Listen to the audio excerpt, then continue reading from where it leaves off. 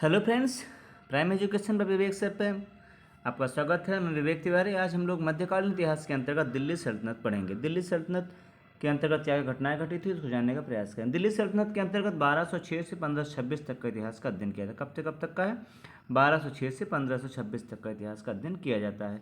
इन 320 वर्षों के इतिहास को हम 5 वंशों में बांट के पढ़ते हैं। 5 वंशों ने शासन किया था। 5 वंशों ने शासन किया था। जैसे पहला वंश है गुलाम वंश, जो 1206 से 1290 तक चला है। दूसरा खिलजी वंश है। तीसरा तुगलक वंश, चौथा सैयद और पांचवा लोधी वंश है ना। ये आपके 5 वंश दिल्ली सल्तनत के 320 वर्षों के इतिहास में हुए।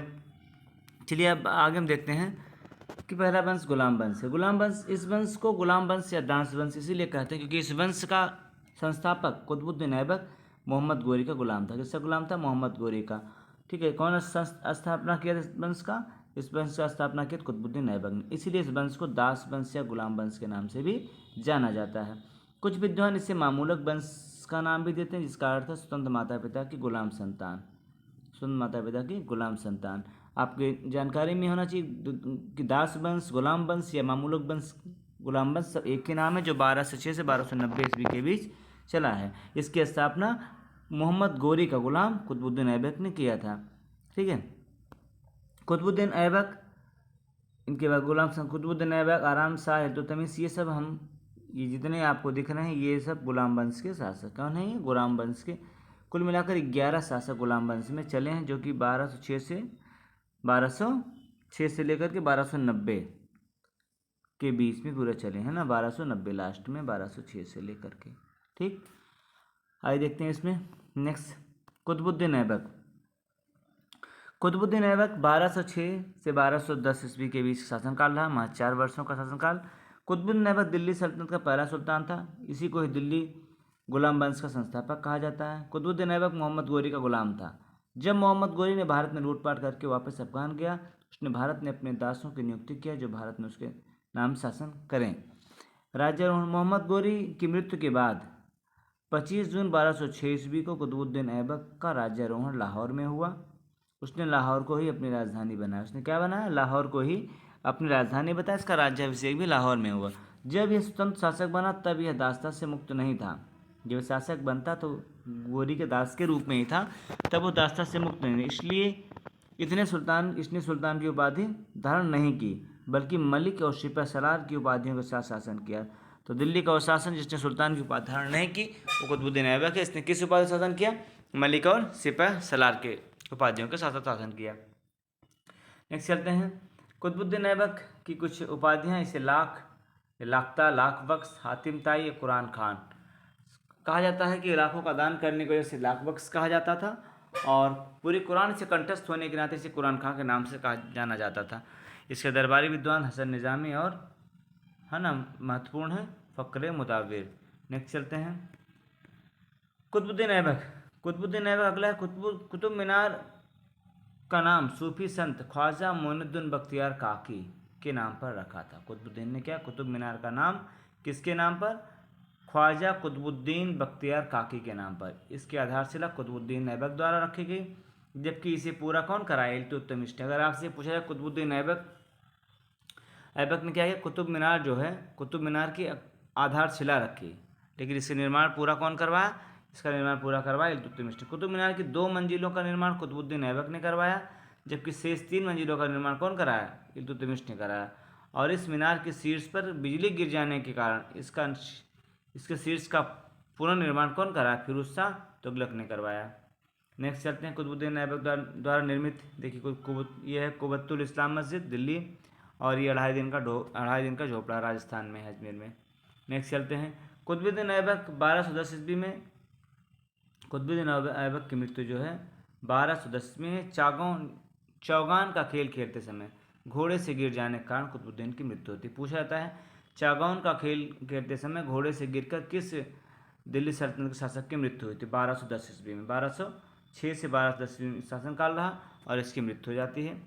कुतुबुद्दीन की मृत्यु के बाद इसका पुत्र आराम शाह लाहौर की गद्दी पर बैठाया गया, जो कि अयोग्य शासक था। इसने केवल 8 महीने तक शासन किया और 1211 में इल्तुतमिश इससे हटाकर खुद शासक बन गया।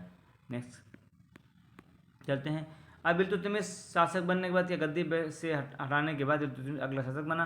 कुतुबुद्दीन ऐबक का दामाद और गुलाम था। इल्तुतमिश कौन था? ये कुतुबुद्दीन ऐबक का दामाद भी था और इसका गुलाम भी था, जो कि कुतुबुद्दीन ऐबक के बाद के समय बदायूं का सूबेदार था। जब कुतुबुद्दीन ऐबक शासक थे तो ये कहाँ का सूबेदार था? बदायूं का सा। इल्तुतमिश ने दिल्ली को अपनी राजधानी बनाया। इल्तुतमिश ने बगदाद के खलीफा से सुल्तान की उपाधि धारण की। कहाँ से? यही पहला शासक जिसने सुल्तान की उपाधि धारण की। इल्तुतमिश ने बगदाद के खलीफा से सुल्तान की उपाधि धारण की, इसीलिए इसे दिल्ली सल्तनत का वास्तविक संस्थापक कहा था। अभी हमने पढ़ा कुतुबुद्दीन ऐबक जो था, जो मोहम्मद गोरी का दास था, उसने क्या किया? उसने दिल्ली सल्तनत की स्थापना तो की, लेकिन वो वास्तविक उसने कभी सुल्तान की उपाधि धारण नहीं की थी। उसने कभी सुल्तान की उपाधि धारण नहीं की थी। और इल्तुतमिश जो कि कुतुबुद्दीन ऐबक का दामाद था और उसका दास भी था, है ना, इसने क्या किया? सुल्तान की उपाधि धारण की बगदाद के खलीफा से, और ये दिल्ली का वास्तविक संस्थापक माना जाता है। जब मंगोल आक्रमणकारी चंगेज खान ने जलालुद्दीन मांगबरनी पर आक्रमण किया, तब जलालुद्दीन मांगबरनी ने इल्तुतमिश से शरण मांगी, तो उसने शरण देने से मना कर दिया और चंगेज खान के आक्रमण से अपनी रक्षा की।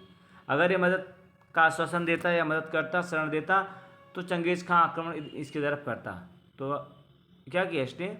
अपनी सल्तनत की रक्षा की शरण न देकर। इल्तुतमिश के शासनकाल के 3 महत्वपूर्ण अंग थे। इसकी एकता, इसकी जो एकता प्रणाली है, एकता, सेना और मुद्रा प्रणाली गठन किया। एकता प्रणाली धन के स्थान पर वेतन के रूप में भूमि प्रदान करना। धन के स्थान पर वेतन के रूप में क्या देना? भूमि प्रदान करना, एकता प्रणाली थी। सेना, इल्तुतमिश ने 40 तुर्क सरदारों का गठन सलाहकार परिषद बनाया। 40, जिन्हें बोला गया तुर्के चहलगामी या दल चालीसा। बहुत महत्वपूर्ण क्वेश्चन है ये तीनों, एकता प्रणाली और ये तुर्क चहलगामी या इसे दल चालीसा के नाम से कहा था। गठन कौन किया था? इल्तुतमिश ने किया था। सेना, एकता और मुद्रा प्रणाली गठन के अंतर्गत एकता प्रणाली में नगद वेतन के स्थान भूमि देना, और सेना के अंतर्गत 40 तुर्क सरदारों का एक समिति बनाया, जिसे तुर्के चहलगामी कहा गया। इल्तुतमिश द्वारा प्रचलित सिक्के, इसमें टंका ये चांदी का बना था, जीतल ये तांबे का बना हुआ था, और तांबे का जो सिक्का था इसमें 1:48 का अनुपात था तांबे का, है ना, जीतल में। नेक्स्ट चलते हैं। इल्तुतमिश की प्रमुख विजय थी, इसमें महत्वपूर्ण विजय थे 1215। हम लोगों ने 2 युद्ध पढ़े तराइन के। 1191 में एक युद्ध हुआ था तराइन का प्रथम, फिर 1192 में तराइन का द्वितीय युद्ध हुआ था। पहला युद्ध में क्या हुआ था? पहला युद्ध में, है ना, पृथ्वीराज चौहान ने मोहम्मद गोरी को हराया। दूसरे युद्ध में मोहम्मद गोरी ने पृथ्वीराज चौहान को हराया। अभी तीसरा तराइन का युद्ध हुआ, जिसमें युद्ध में ताजुद्दीन अल्दौज को इल्तुतमिश ने हराया। और उसके बाद इल्तुतमिश कुछ और विजय हैं, इसमें महत्वपूर्ण है सिंध और मुल्तान विजय। नेक्स्ट चलते हैं। इल्तुतमिश ने न्याय मांगने के लिए एक लाल वस्त्र पहनने की परंपरा को चलाया था। 1236 ईस्वी में इल्तुतमिश की मृत्यु हो गई और इसने अपने जीवन काल में रजिया सुल्तान को अपना उत्तराधिकारी नियुक्त कर दिया था। देखिए, अपने जीवन काल में रजिया सुल्तान को अपना उत्तराधिकारी नियुक्त कर दिया था। इल्तुतमिश की मृत्यु के बाद 40 सरदारों ने रजिया को शासक न बनाकर रुकनुद्दीन फिरोज शाह को शासक बनाया। ये 40 सरदारों का गठन किया था ना तुर्क चहलगामी इल्तुतमिश ने, उसी ने क्या किया? रजिया को सुल्तान न बना करके क्या किया? उसने रजिया के भाई रुकनुद्दीन फिरोज शाह, मतलब इल्तुतमिश के बेटे को शासक बनाया, जो कि इल्तुतमिश से छोटा बेटा था।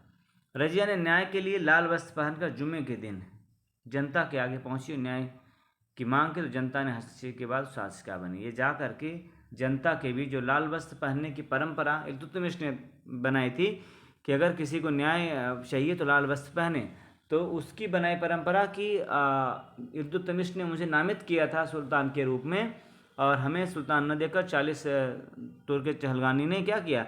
रुकनुद्दीन फिरोज शाह को सुल्तान बना दिया। इसीलिए वो जनता के बीच गए और जनता के हस्तक्षेप के बाद उसे अपनी गद्दी से हटाया गया और रजिया सुल्तान क्या बनी? शासक बन जाती है। रजिया दिल्ली सल्तनत रजिया दिल्ली की प्रथम एवं अंतिम महिला सुल्तान थी। रजिया ने जमालुद्दीन याकूब को प्रोन्नत करके अमीर आखुर अस्साला को प्रधान नियुक्त किया। तुर्की अमीरों ने रजिया का जमालुद्दीन याकूब से प्रेम संबंध का अफवाह फैलाया, है ना। इसका मतलब कि ये जो इनको प्रमोट कर रही हैं, उन्होंने बताया कि इनका इनसे अफेयर है, प्रेम है, इस नाते उनको प्रमोट किया जा रहा है, इससे उनकी छवि को धूमिल करने का प्रयास किया गया, है ना। नेक्स्ट किया नासिरुद्दीन महमूद शाह दिल्ली सल्तनत का 8वां शासक बना। यह धार्मिक प्रवृत्ति का सुल्तान था। यह कुरान की प्रतियां लिखा करता और टोपी सिलकर कुरान की प्रतियां बेचकर अपना जीवन यापन करता था। इसने बलबन को अपना वजीर बनाया और बलबन ने अपनी पुत्री का विवाह नासिरुद्दीन महमूद शाह से कर दिया। इसने क्या किया, अपना वजीर बलबन को बनाया, तो बलबन ने क्या किया, नासिरुद्दीन मोहम्मद शाह से अपनी पुत्री का विवाह कर दिया। अब कहानी नासिरुद्दीन की मृत्यु के बाद अब क्या होता है, बलबन ही अगला शासक बना। अब बलबन जो कि अपनी पुत्री का विवाह कर दिया, उसकी उनकी मृत्यु के बाद बलबन ही शासक बन गया। बलबन ईरान का रहने वाला, तो उसने अपने दरबार गठन ईरानी परंपरा के अनुसार उसने क्या किया, महत्वपूर्ण क्वेश्चन, उसने ईरानी त्यौहार नवरोज को मनाना शुरू किया और इसने दरबार में सजदा और पैबोस की परंपरा प्रारंभ की। इसने अपने आप को पृथ्वी पर नियामत खुदाई ईश्वर का प्रतिनिधि और जिल्ले इलाही ईश्वर की छाया बताया। नियामत खुदाई और जिल्ले अल्लाह, ये अपने आप को बताया किसने, बलबन ने। और क्या किया, इसने ईरानी परंपरा पर अपने दरबार गठन किया। इसने नवरोज का त्यौहार मनाना शुरू किया, ठीक है। इसने सजदा और पैबोस की प्रथा को प्रारंभ किया।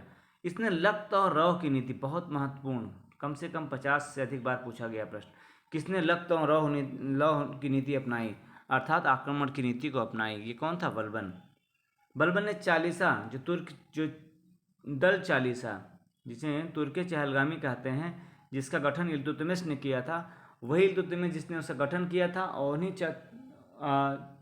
तुर्के चहलगामी ने उसकी पुत्री रजिया को सुल्तान बनने के मार्ग में अवरोध उत्पन्न किया। बाद में वो लाल वस्त्र पहन करके जनता के बीच जाती है तो उसे शासन मिलता है। उस बलबन ने उस जो तुर्के चहलगामी दल चालीसा को उसे समाप्त कर दिया। नेक्स्ट चलते हैं।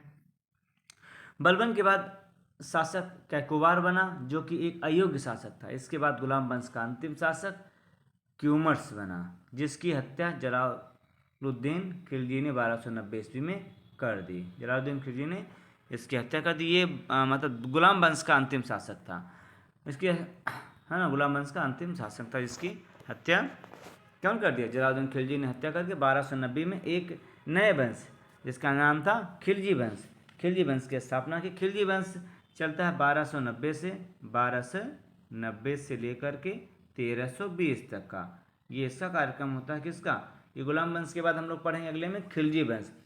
तो खिलजी वंश गुलाम वंश के शासन को समाप्त करके जलालुद्दीन फिरोज खिलजी ने क्या किया, खिलजी वंश की स्थापना किया और इसने क्या किया, किलोखोरी को अपनी राजधानी बनाया।